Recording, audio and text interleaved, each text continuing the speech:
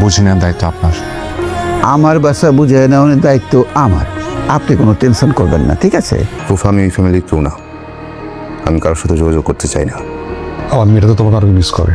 আপনি গুলজার সামনে স্যার, আপনাকে বাড়িটা আমি কিনছি। কি?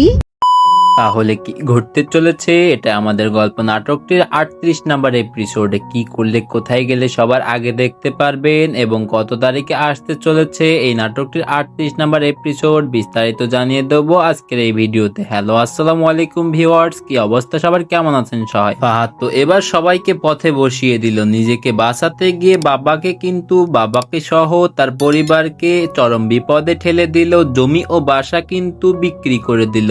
এমন মুহূর্তে তাহলে কি চমক আসতে চলেছে? এটা আমাদের গল্প নাটকটির 38 নাম্বার এপিসোডে।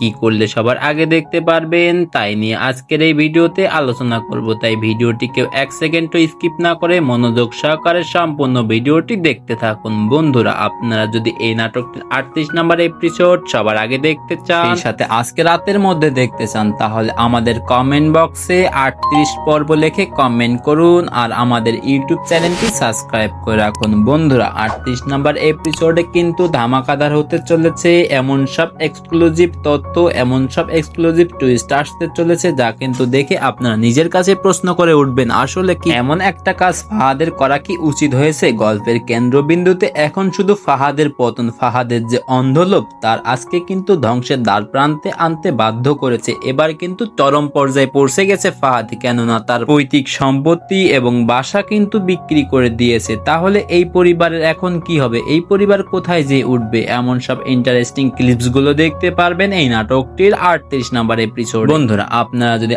38 নাম্বার এপিসোড সবার আগে দেখতে চান তাহলে এখনই আমাদের ইউটিউব চ্যানেলটি সাবস্ক্রাইব করে রাখুন। আজকের ভিডিওটি এই পর্যন্তই। পরবর্তী কোনো ভিডিও না আপনাদের মাঝে হাজির হব। খোদা হাফেজ।